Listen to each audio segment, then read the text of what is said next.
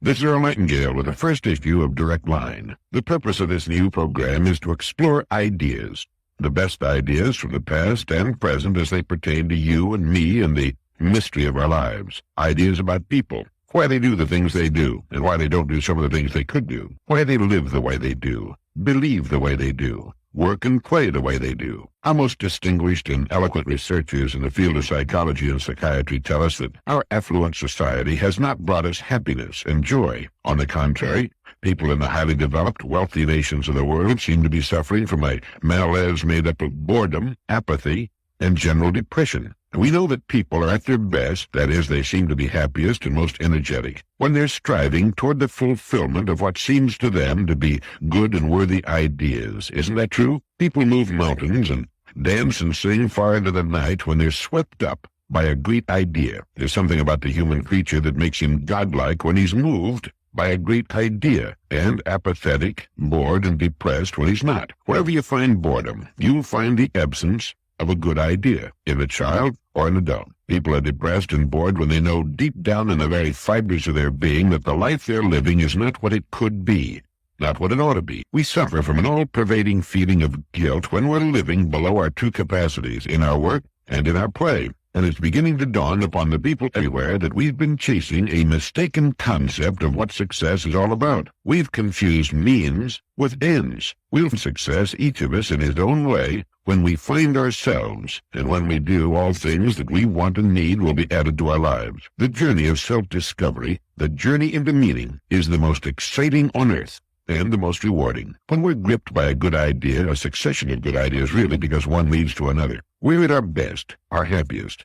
We may not know that we're happy, but we are, and our lives are characterized by a feeling of worth, of purpose. Ideas bring the fresh, clean air of renewal into our lives, into our home lives, into our business lives. The real fun of life is in continually bridging the gap which lies between where we are and where we want to be, and from what we are to what we wish to become. There are three main departments of living with which we should concern ourselves and in which we could succeed. They are, number one, our family lives. Number two, the way we spend our days, on the job and off. And number three, our income. The purpose of this program is to help us find more meaning, more real success in each of these vital departments. First, just a word about listening. You know, when we listen, and especially the information that involves us personally, our minds only pay attention to what we're hearing until something we hear triggers an idea in our minds. Now, at that instant, our minds tune out and concentrate on the new thought. It's like lifting the arm on a record player. We no longer hear anything, but the record keeps turning. Now, when you hear something in direct line that sparks an idea, you tune me out for whatever time you devote to the idea.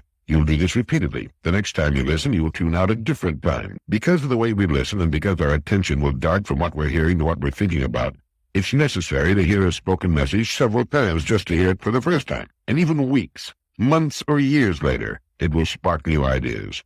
So if it's convenient, stop the player whenever you want to think about something you hear. Perhaps you want to make a note of what you heard or think about it for some time. Then, when you're ready to resume, start the player again, and so on.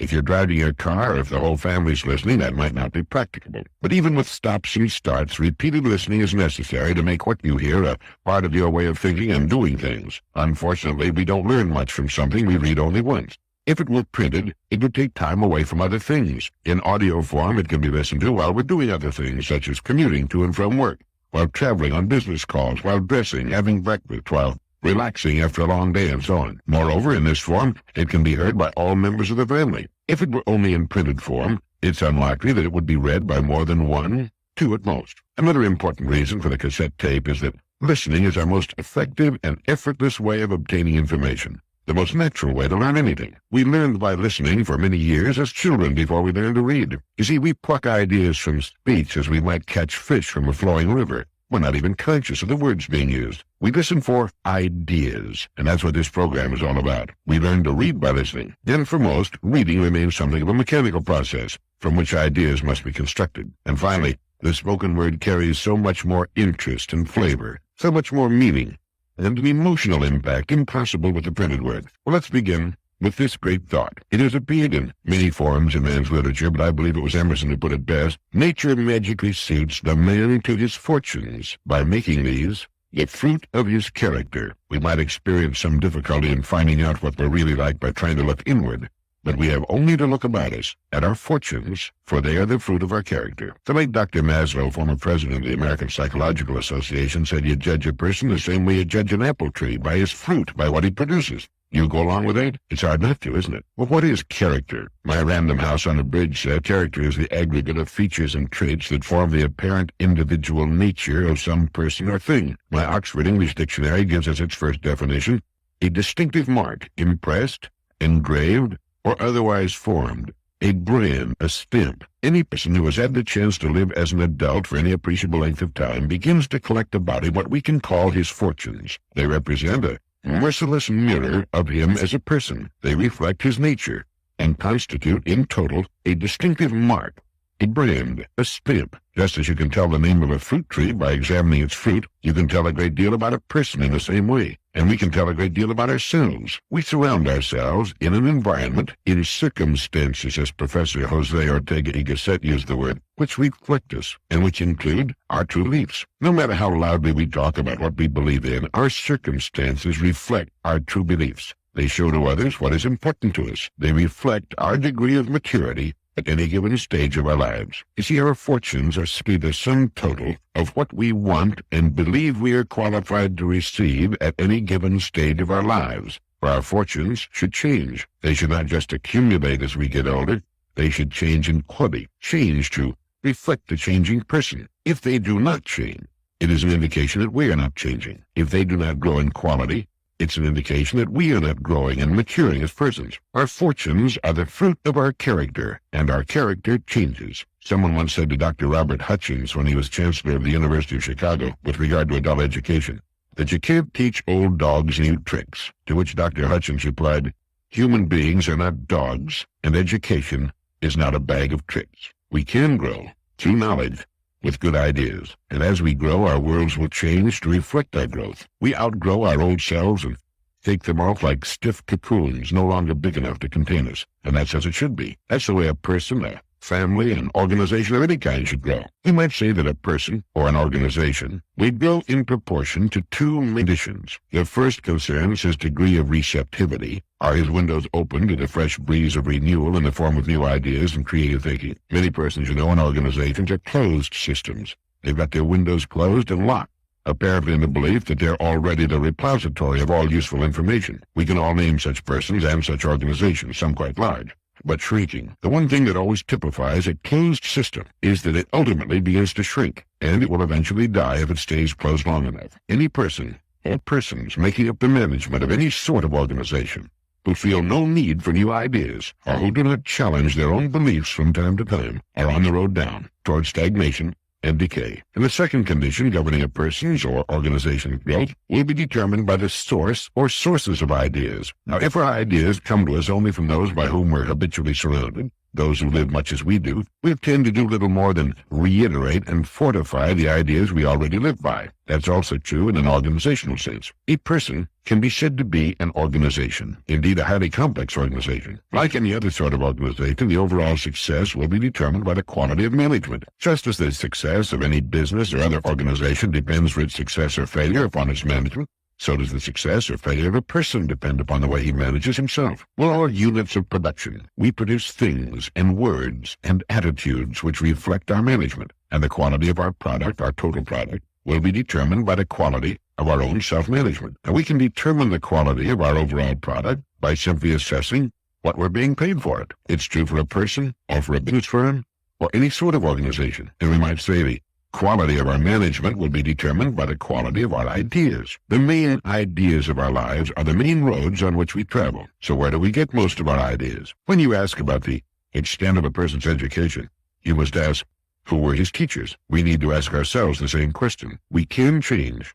We can grow. And as we change and grow, our fortunes will reflect that change and growth. That our character is the architect of our fortunes is an interesting idea, isn't it? It's so interesting that it could bring about a significant change in our way of living. It could modify or completely change our goals in life. It gives us a way of assessing the quality and the importance of the product we're producing in each of our important divisions. Let's say a company has 3 divisions. 2 are doing well, 1 is losing money. Now, the one that's losing money, provided it's been losing money for some time, would seem to indicate that it has poor management, or else it produces a product or service without sufficient demand on the part of those it would serve. And the same can be said to be true of the different departments of our lives. Quite often a person will be great in one department and poor in another. Great on the job at a living perhaps, but poor at home, or great at home and poor on the job.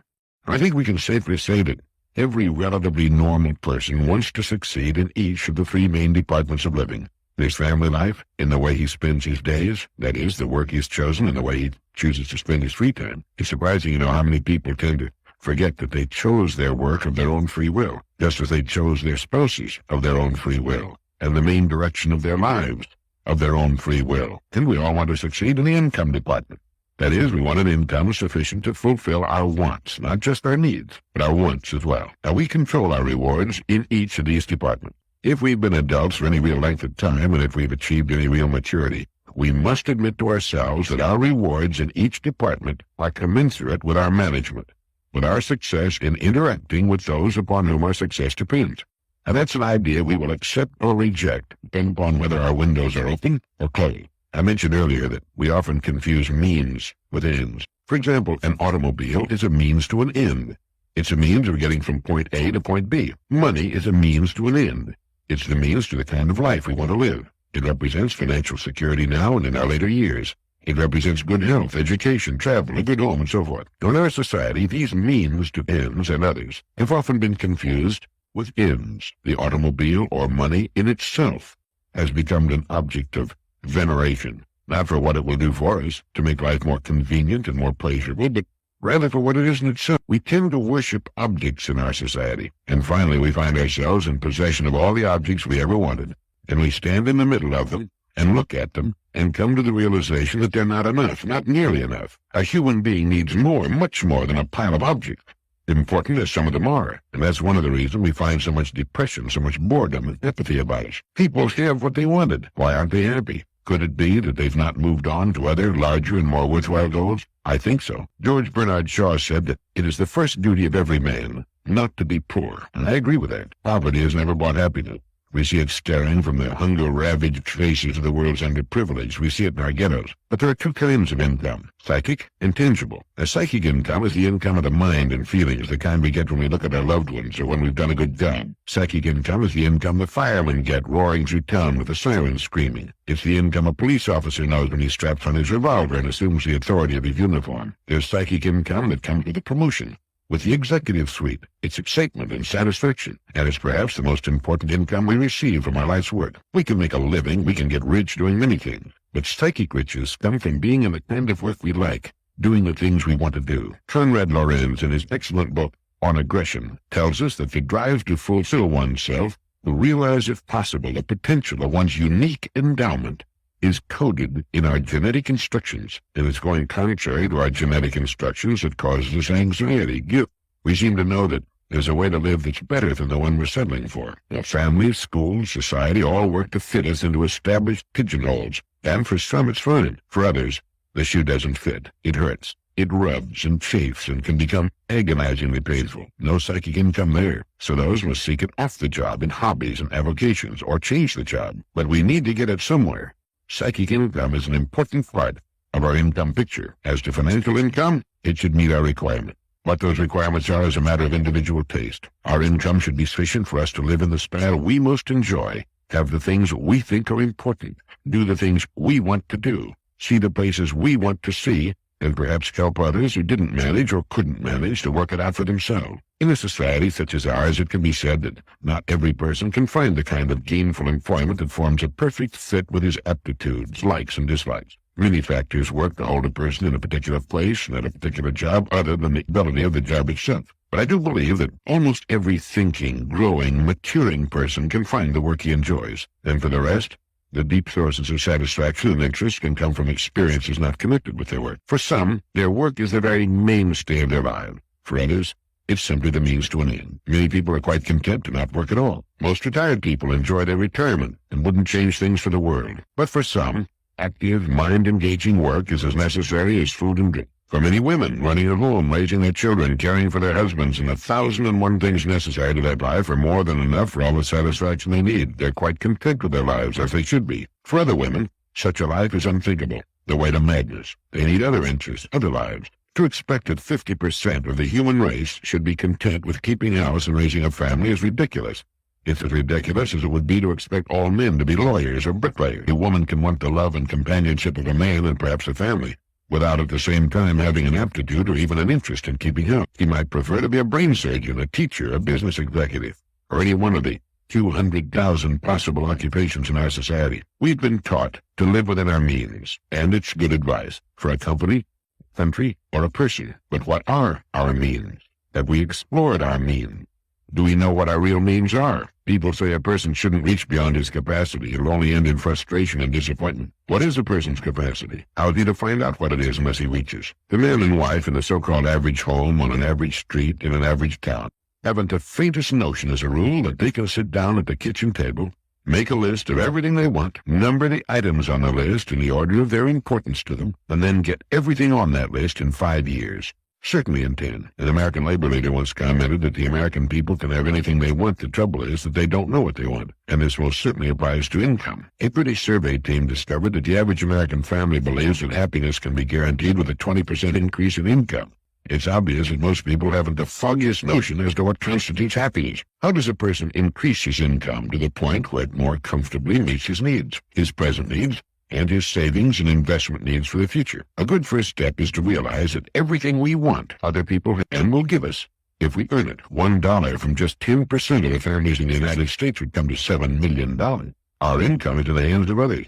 If our income is not what we want it to be, we must examine our product and our management. We have failed to qualify for it, or have lacked the courage and ideas to go after it. Thoreau said, "We have only to move confidently in the direction of our dreams to meet with a success unexpected in common hours." Interesting idea, isn't it? There's an exciting, renewing idea. We have only to move confidently in the direction of our dreams to meet with a success unexpected in common hours. The direction of our dreams is often nothing more than our genetic instructions and our subconscious, our natural propensities, whatever we want to call it, trying to point us in the right direction. The minute we begin to move in the direction that's right for us, things start going our way. We begin to get lucky, as they say. So we need to ask ourselves, am I moving in the direction of my dreams? Or am I playing lockstep with millions of other people because of some stereotyped idea I picked up from people who don't know any more than I do, maybe late? People who perhaps have not proved in their own lives that they're experts when it comes to living successfully. Eric Hoffer put it pretty well when he said, "We're taught not to waste time and raised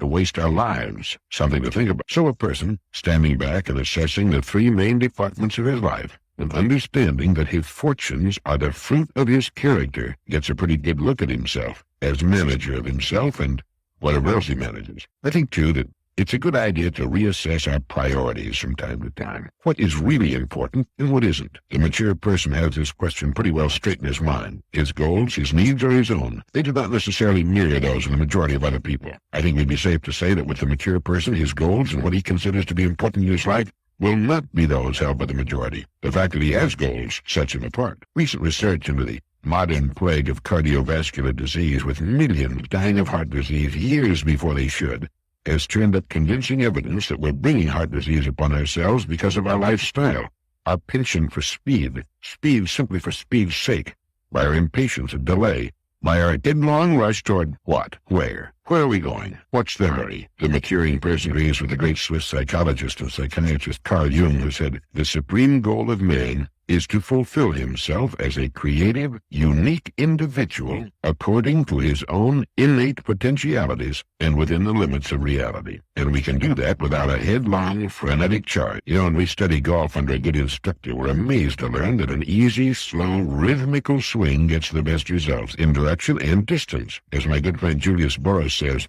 swing easy, but hit hard. It's the same in tennis, any sport. It's balance, it's rhythm. My good friend Herb True dropped in the office the other day and said, we Catholics are on the birth control bandwagon too. It's just that we're in the rhythm section. It's good to remember, where our businesses are concerned, where our lives are concerned. It's quality and balance. It's living in balance that counts, that gets the best results, always. We'll live longer and in better health, do better, and enjoy it more. Unless we're doing piecework, it isn't the time we put in, It's the ideas we get and put to work. Everything we see about us that's man-made was once an idea in the mind of one person. Our ideas can be just as good. It takes maturity to realize that, as a rule, happiness and contentment do not come when we reach our goals. We're amazed to find that we were happier, more contented when we were striving toward them. I remember reading a comment by a New York University professor that went something to the effect that while dissatisfaction may be uncomfortable, the real disasters in life occur when we get what we want. He was referring to some of the larger goals of society, but the same thing often applies to us as persons. When we stop striving towards something new, something we find worthwhile and interesting, we begin to die. It's believed that's why teachers, scientists, writers, philosophers, farmers, and others who constantly have something new to look forward to tend to live such long, healthy lives. The teacher has a new class every year. The scientist is always working on a new, tough problem. The writer has a new book or article to do. The philosopher is forever uncovering new, interesting information, fresh ideas.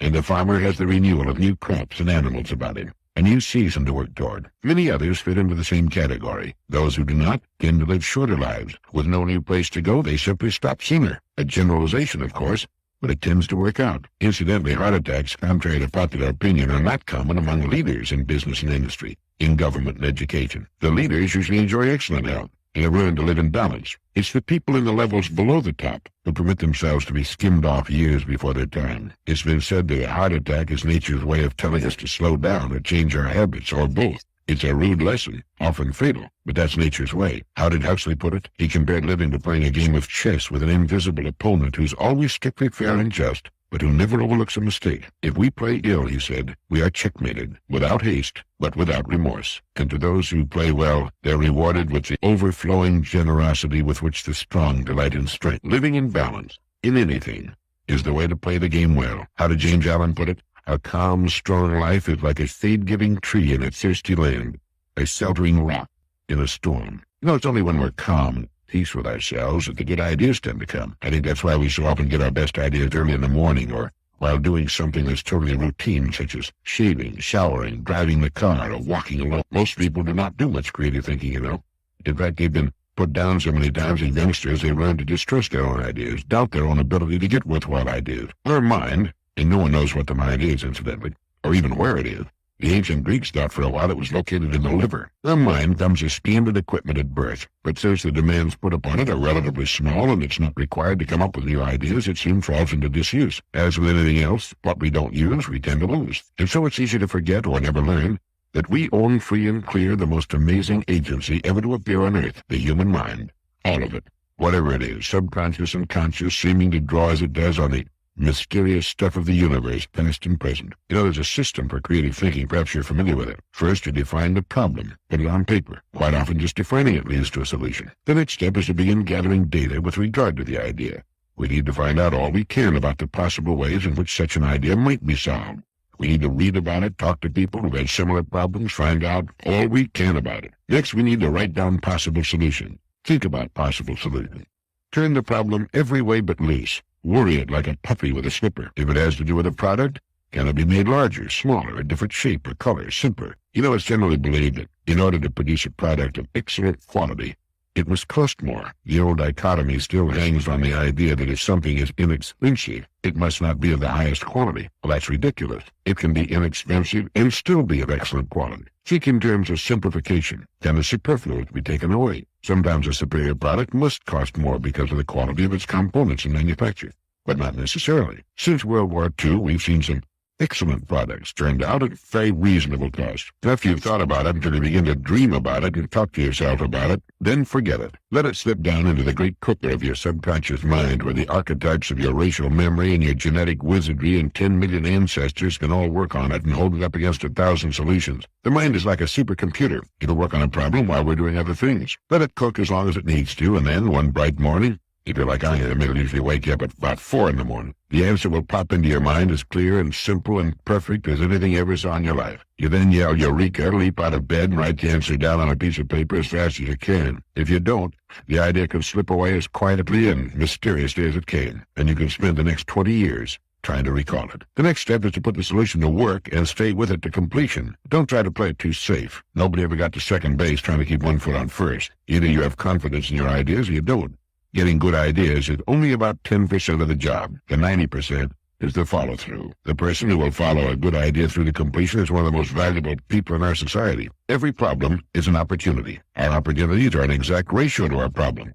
We have great national problems. Therefore, we have correspondingly great national opportunities. The bigger the problem, the better the opportunity. Problem, pollution. Great industries employing many hundreds of thousands, perhaps millions of people will be built upon the problems of air, land, noise, and water pollution. Problem, population. Population means people. And whether you're serving their growing needs or helping them to hold their numbers in check, you've got opportunities. Millions are already being earned in these problem areas. There seem to be two main classifications of people in the world, the big group, which is made up of those who are part of the problem, and the small group made up of those who are part of the answer. Which group we choose to be in is up to us. A professor at MIT has said, the changes taking place in the world today are not merely changes from one form of society, one form of technology to another. They're so wide-sweeping that they're taking us from one major epoch of human history into another. We are in an order of change which is completely different from anything our ancestors knew, unless we go back 10,000 years when they invented property, ownership, work and mechanics based on the wheel. Seeing unprecedented, amazing change, and you and I are right in the middle of it. For some, change represents a threat to the status quo. For others, it represents unprecedented opportunity. For me, and I hope for you, change always represents new opportunities for growth, development, for the setting of new goals, for the moving on to new vistas, for the fresh breath of renewal. We don't know much about anything really, but most of the top people in the disciplines touching on human conduct seem to be certain of two major points. One, the average healthy person functions at a fraction of his true capacity, and two, that the most exciting lifelong adventure is bringing more of our real powers to bear in our lives.